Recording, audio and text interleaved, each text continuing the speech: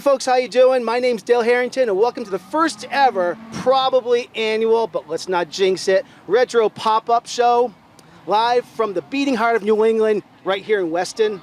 Now, I know you're thinking, who's this guy? Why is he screaming at me through my TV? Well, I'm a local guy, grew up around here, love sports, love music, definitely Bruce Springsteen, and movies, music, all of this stuff. It's great. So, here's what we're doing today.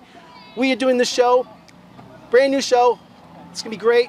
And what we're gonna do is we're gonna invite some local people here, some town heroes, we got one right here, and some important people. At least they might think they're important. We don't know, we're gonna find out. Today, also, well, we don't really know where this is gonna go. It's gonna go off the rails, we don't know. You know, life's not a GPS, it's a mixtape. So let's make some local TV history, all right? Our very first guest, he brings authority, integrity, and a calm confidence to the street of Weston. He's a guy in charge when things go sideways, but also the guy you trust to make sure things don't go sideways in the first place. His name is Chief Woodside, and he's the head of the Weston Fire Department, which means if something's on fire, something might be on fire, or if you just heard a weird noise coming from your boiler room at 2 a.m., this is the guy you want on the other end of the line. He's a leader, a responder, a planner, and probably one of the few people in town who know how to operate both command center and hydraulic rescue tool. And he does it all with a calm focus, and it makes the rest of us look like we're panicking in slow motion. Please welcome hometown hero and the master of emergency operations, and the only guy I know who can completely look composed while standing next to a flaming woodpile, Chief Woodside. How you doing? So, Chief. Can I call you Chief? Absolutely. Justin, Mr. Woodside? Any of the above. Okay. So, for the people that don't know what the fire department is, what is that? What do you do? The fire department, I wouldn't define it as a fire department anymore in 2025. It's a emergency department, and we respond to whatever that emergency is, and we don't define what that emergency is. So if you think that something's not right at your house, whether it's smoke in your house, any type of electrical problem, or you don't know who else to call, we'll field the call and we'll figure out who to send with, if it's us or somebody else. Ah, okay. So, the burning question that, see what I did there, that I think everyone in Weston really wants to know is, how flammable is Weston? For the most part, we do have some exposure to wildfires. We have a lot of conservation land. Last fall, we did see some outdoor brush fires on some conservation land. We were pretty lucky.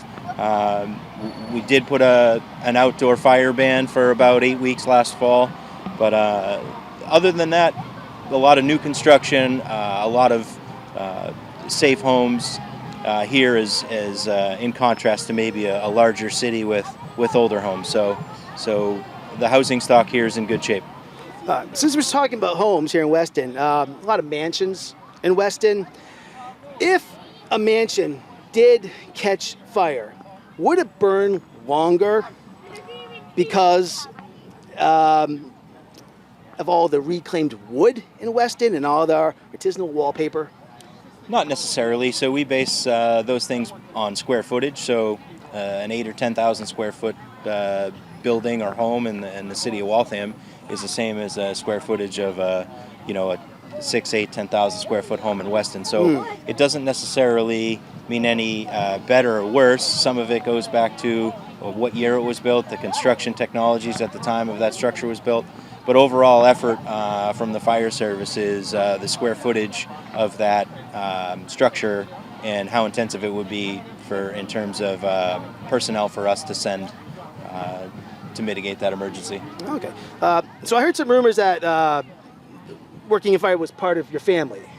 Yes? No, I'm the first generation firefighter. So. My family, technically, if you want to call it, I'm a trained mechanic, or that's where the roots that I came from. But so when did you realize that this was going to be your career? I was probably in middle school. So were you a fan of, remember Smokey the Bear? I do. Okay, so do you think he was a good role model? I think he was. But I always thought he was kind of like just this hat-wearing narc telling us not to have fun in the woods. I mean... Well, yes and no. So it all depends. If you get times like specifically here in eastern Massachusetts, we're in a drought from September all the way into late December of 2024. any type of outside fire or smoke or flame turn into, anywhere from 1 acre to 500 acre brush fires. So even though Smokey the Bear may say, those things, during times of drought, it's 100% true. Okay.